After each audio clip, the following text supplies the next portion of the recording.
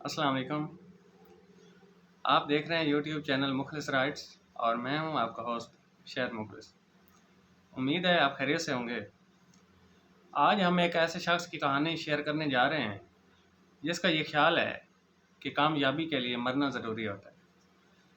पाकिस्तान के कॉलम निगार लिखते हैं कि मैं इंग्लैंड से पाकिस्तान बाय एयर आ रहा था, तो मेरे साथ जहाज़ में सीट पर एक बंदा बैठा था।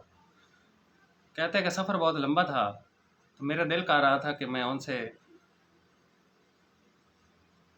बातचीत करूं। तो कहते हैं कि उनका जो स्टाइल था, उनसे बात करने को दिल नहीं कर रहा था। उन्होंने मैले से कपड़े पहने हुए थे और जिस तरह का वो सफ़र कर रहे थे वीआईपी क्लास में और बाय एयर आ रहे थे, तो वो जो उनका सफ़र था और उनका जो स्टैंडर्ड था वो आपस में मैच नहीं कर रहा था। तो वो कहते हैं कि मुझे तजस्सुस पैदा हुआ और मैंने उस शख्स से पूछा कि आप अच्छे कपड़े क्यों नहीं पहनते। तो वो हंसने लगा। उसने एक ज़ोरदार कहका लगाया और फिर वो कहने लगा कि कभी मरे हुए शख्स ने अच्छे कपड़े पहने हैं। तो कॉलम निगार लिखते हैं कि मुझे इस बात का बड़ा तजस्सुस हुआ। मैंने कहा, आप जिंदा हैं, मेरे साथ बैठे हैं, and you are going from London to Pakistan, और आप कह रहे हैं कि मैं मरा हुआ हूँ। तो उसने अपनी स्टोरी सुनाई। वो कहते हैं कि मैं एक गरीब घराने से तल्लक रखने वाला शख्स था। तो हालात बहुत कशीदा हो गए, हमारे पास खाने के भी पैसे नहीं थे। तो एक दिन मैं हिम्मत हार गया और मैंने ये सोचा कि आज मैं खुदकुशी कर लूँगा। कहते हैं मैंने किसी दोस्त से पैसे लिए, मैं बाज़ार चला गया और वहाँ से मैंने जहर ख़रीदा और मैंने ये सोचा कि आज मैं खुदकुशी कर लूँगा। कहते मैं घर आया तो अपने मकान की छत पर चढ़ा, मैंने चेयर डाली और मैं बैठ गया। कहते हैं कि मैं सोच रहा था कि आज मेरी ज़िंदगी का आखिरी दिन है। तो मेरी ज़िंदगी में बहुत मुश्किल हालात आए हैं, मैंने बहुत चीज़ों को फेस किया है, लेकिन मैं कामयाब नहीं हुआ। मैं कामयाब क्यों नहीं हुआ? उसको ये गम था कि मैं कामयाब नहीं हो सकता और उसने ये सोचा कि मैं खुदकुशी कर लेता हूँ। कहता है मैंने ये ठान ली कि आज मैं किसी के कहने पे नहीं रुकने वाला, आज मैं खुदकुशी करूँगा। कहते जब जहर को मैंने पानी में डाला तो मैंने एक लम्हे के लिए सोचा कि आज जब मैं मर जाऊँगा तो मेरा नामो निशान भी ख़त्म हो जाएगा, तो कुछ मैं ऐसा करता हूँ कि मेरा नामो निशान बाकी रहे। वो कहता है फिर मैंने सोचा कि मैं जहर नहीं पीता, लेकिन आज के बाद मैं ये सोच लेता हूँ कि मैं मर गया हूँ।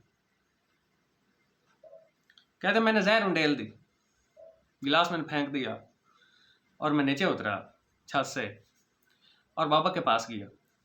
मैंने अपने बाबा को कहा कि मुझे पैसे चाहिए।